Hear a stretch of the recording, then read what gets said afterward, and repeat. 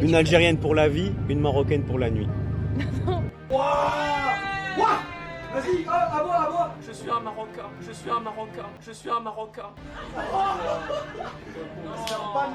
Lors d'un live sur la plateforme de streaming Kik, Anthony Sirius s'est mis à quatre pattes et a dit en son âme et conscience, et je cite, « Je suis un Marocain, waf waf ». Les Marocains seraient donc selon lui des waf waf. Lors de ce même live sur la plateforme de streaming Kik, Anthony Sirius a dit, et je cite, « Une Algérienne pour la vie, une Marocaine pour la nuit », insinuant par là que la femme marocaine ne serait qu'un produit bon qu'à être consommé puis jeté après une nuit. Les Marocaines seraient donc des waf-wafettes. Ces déclarations absolument honteuses s'ajoutent à un nombre incalculable d'attaques envers notre pays, nos parents, nos grands-parents, nos frères et nos sœurs. Et ça fait des années que ça dure. Mais depuis la CAN, ça s'est accéléré de manière hallucinante. Et j'en ai marre. Mais marre! Donc, si je dois faire une vidéo chaque semaine pour vous allumer, je vais le faire. Vous allez voir, je peux être très relou comme mec. Alors, Anthony Sirius, comment ça va? On ne dérange pas? Enfin, l'influenceur Anthony Sirius, dont la principale activité consiste à exploiter des jeunes filles manipulables. Manager de quoi? Je manage mes plateformes privées. Qui vendent des photos de leurs pieds sur une plateforme privée dont les initiales sont O et F. Vous voyez de quoi je parle, non? Et parce qu'il est très important de savoir qui est ce jeune homme et qui se permet d'insulter nos frères et nos sœurs, petite présentation. Anthony Sirius est un jeune influenceur belge installé à Dubaï qui cumule des centaines de milliers d'abonnés à travers ses différents réseaux sociaux. Il est devenu célèbre notamment grâce à ses travaux novateurs en physique quantique. Non, je rigole. Il est devenu connu grâce à ça. Ok, tout le monde peut la voir, etc. Elle a des formes de fou, etc. Mais au fond, il n'y a que moi qui la touche. Il n'y a que moi qui la... Kaya Kobeme. Non, arrête. Est-ce que t'es raciste? Mais non, Anthony Sirius et si je dis par la popia, moi, je suis raciste des Italiens, non? Bah non. Alors je peux dire à foutre ma mère. Non. Son objectif de vie étant de faire un maximum d'oseille, quoi qu'il en coûte, il a mangé à tous les râteliers possibles et imaginables. En commençant par le dropshipping, puis le trading, puis la crypto-monnaie, puis les NFT. C'est donc, vous l'aurez compris, un mec avec beaucoup d'oseille, Gucci, Louis, Fendi, Lamborghini, Dubaï, tu connais. Mais là où il s'est réellement enrichi, c'est en manageant des jeunes filles qui vendent des photos de leurs gros orteils ainsi que des vidéos olé sur des plateformes privées. On peut donc dire qu'il s'est enrichi grâce aux pieds des gens, comme un podologue en fait. Et là, on pourrait dire que c'est pas grave. Tout le monde est consentant dans l'histoire. D'un côté, tu as une forte demande pour le yep qui est un actif en pleine croissance depuis plusieurs années. Et de l'autre côté, tu as des jeunes filles qui possèdent des pieds de qualité, somme toute, tout à fait honorables et qui sont prêtes à répondre à cette demande moyennant rémunération. Bon, c'est pas très propre tout ça, mais jusque-là, pourquoi pas?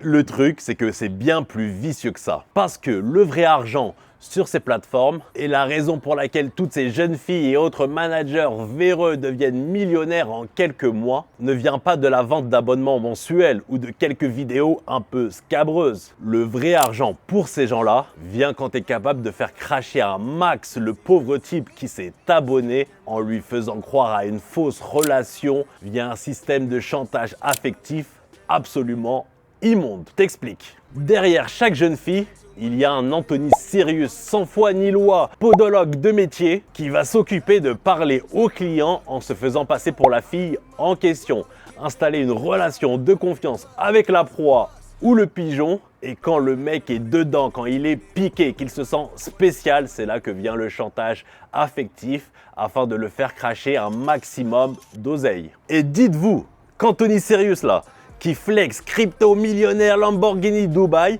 a passé des centaines d'heures de sa vie derrière son téléphone en se faisant passer pour la femme dont il s'occupait, en chauffant des mecs en chien, en mode « Oh oui bébé, t'aimes ça ?» Et quand la fille était pas dispo, il a peut-être même fait des vocaux lui-même à ces mecs en trafiquant sa voix. Encore pire, quand la fille était pas dispo, il a peut-être même contracté son aisselle pour prendre en photo et faire croire que c'était autre chose venant de la fille. Ah, dégueulasse! C'est ça que tu fais, Anthony? Tu le dis pas dans tes formations et dans tes podcasts, ça, hein. Comme quoi, je vais vous dire, parfois un bon vieux CDI, un bon vieux boulot, un bon vieux job, c'est pas si mal. Ça paye moins, mais tu gardes ta dignité. Et le but de tout ça, c'est de jouer sur les failles de l'homme, sa misère affective, sa solitude et sa fragilité, en le rendant accro et tellement à tes pieds qu'il va dépenser des sommes astronomiques qu'il ne peut parfois pas se permettre pour toi. Et contrairement à ce que beaucoup de gens pensent, c'est pas un business olé olé, c'est un business de prédation sentimentale. Et autant je défendrai toujours les femmes contre la violence des prédateurs qui utilisent leur force physique, leur argent, leur célébrité ou leur pouvoir, je les défendrai toujours haut et fort jusqu'à m'en casser la voix. Faut l'avoir cette ref, hein. Autant faut aussi protéger les hommes fragiles et isolés des femmes prédatrices qui utilisent leur force psychologique, leur jeunesse et leur beauté pour les extorquer et les manipuler jusqu'à la ruine. Et donc c'est ce mec-là qui se permet de nous waf-waffer à nous. Le mec qui, quand la fille est pas dispo parce qu'elle est en boîte de nuit et que le client est chaud, il envoie la fente de son aisselle et tu te permets de me waf-waffer à moi? Waouh, on vit vraiment dans un monde de fous. La raison pour laquelle il a dit ça, c'est que le Maroc fascine et fait cliquer. C'est pour cela que tu vois de plus en plus de gens venir nous tenir la poche comme T-Bag dans Prison Break. La raison pour laquelle il a dit ça également, c'est qu'on a, et j'ai pas peur de le dire, les meilleures femmes du monde. Courageuses, bien élevées et d'une beauté exceptionnelle. C'est pour ça que tu les vois tous rôder et renifler la bave aux lèvres devant tout ce qui ressemble de près ou de loin à une Marocaine. Et j'invente rien. Il le dit lui-même. Ok, décris-moi physiquement ta meuf idéale. Alors, ma meuf idéale, maghrébine, Ok, visage angélique, ok. lèvres pulpeuses naturelles, beaux sourcils, un peu le même regard que toi. Et on assiste à une fétichisation de la femme marocaine et maghrébine plus largement, en insinuant qu'elle serait de petites vertus, qu'elle serait facile. Puis en plus, comme elles sont un peu pulpeuses, un peu exotiques, on en fait un fantasme absolu chez beaucoup de gens. Mais la réalité, c'est que vous les décrivez comme vous aimeriez qu'elles soient, pas comme elles sont réellement. 80%, si ce n'est plus, ne vous donnerez jamais l'heure. Et tout cela prend des proportions délirantes et qui commence à mettre à moi insupportable. Et je pense qu'on est beaucoup de Marocains, de Maghrébins à plus pouvoir supporter ça et qu'au bout d'un moment, ça va être terminus. Tout le monde descend. Il y a 206 pays dans le monde et toujours le Maroc par-ci, le Maroc par-là, les Marocains par-ci, les Marocaines par-là. Lâchez-nous la grappe au bout d'un moment. Et je voudrais en profiter pour rendre hommage aux femmes marocaines et maghrébines en général, qui entendent constamment des mots comme beurette, beubeu pour les qualifier, des insinuations vicieuses, qui subissent une réputation qu'elles ne méritent en rien, car les gens prennent une minorité et s'en servent pour extrapoler et exprimer leurs immondes fantasmes qu'ils ont dans la tête. Ce sont des femmes marocaines qui nous ont donné la vie, qui nous ont tout donné depuis petits jusqu'à aujourd'hui pour qu'on s'en sorte, qui ont fait des travails difficiles pour nous nourrir honnêtement, après être venues du bled dans un pays qu'elles ne connaissaient pas, dans des quartiers populaires, dans des conditions compliquées. Tu te rends compte des couilles qu'il faut avoir pour ça? Et si vous pensez une seconde qu'on va vous laisser les insulter, faire votre sarcasme à 2 balles et vos petites insinuations mesquines du style « Ah, une Marocaine, jamais, jamais, jamais ». C'est fini ce temps-là. J'en veux pour preuve parce que Anthony, après avoir fait le malin en mode « On verra si je vais aller au Maroc, moi, on verra, vous allez voir ». Tu vas pas aller au Maroc, t'es mort. Ah ouais, vous pensez vraiment que je suis mort au Maroc, vous allez voir. La semaine prochaine, je suis au Maroc. Il s'est tellement fait allumer qu'il a désactivé son Instagram et il s'est excusé. Bon, petit update par rapport à la situation actuelle d'Anthony Cyrus contre le peuple marocain. Pour ceux qui n'ont pas suivi, d'accord, j'avais fait un live où j'ai dit de la merde, voilà. Comme d'habitude, j'ai dit de la merde, des blagues de merde, etc. Sauf que là, c'est pas passé. C'est pas passé du tout. Et c'est vraiment la merde parce que je suis devenu l'ennemi public numéro 1 du Maroc. J'ai même fait une vidéo d'excuses. Et d'ailleurs, la vidéo d'excuses, les Marocains, ils l'ont fait sauter. Elle était bannie. Je ne l'ai pas retirée. Elles sont toujours valables, mes excuses. Je suis vraiment désolé si j'ai vraiment blessé des gens. J'aurais jamais pensé que ça prenne une ampleur pareille. En tout cas, j'irai pas au Maroc. Voilà, vous avez gagné.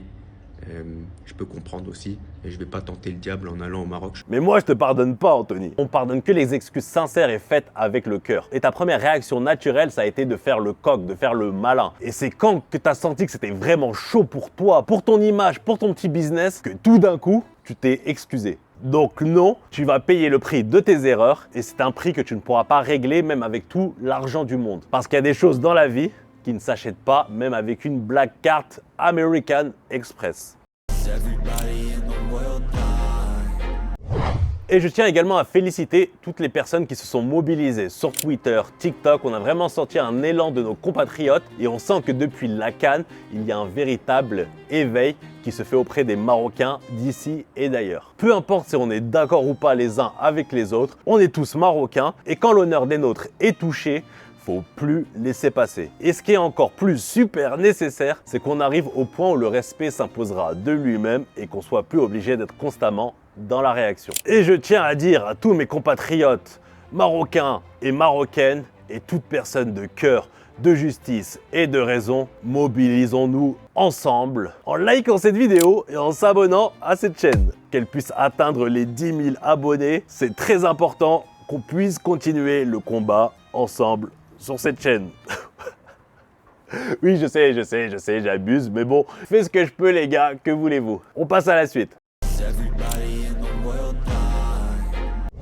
Et je voulais dire aux jeunes et aux moins jeunes, ne soyez pas jaloux de ces gens-là, surtout pas. Et c'est probablement la partie la plus importante de cette vidéo. S'il y a un seul moment à retenir de cette vidéo, c'est maintenant. Ces mecs et ces meufs qui s'enrichissent rapidement par le scam, la manipulation, la fiaquerie et la vente de gros orteils qui vous vendent un lifestyle Lamborghini, Dubaï, Rolex vont mal finir.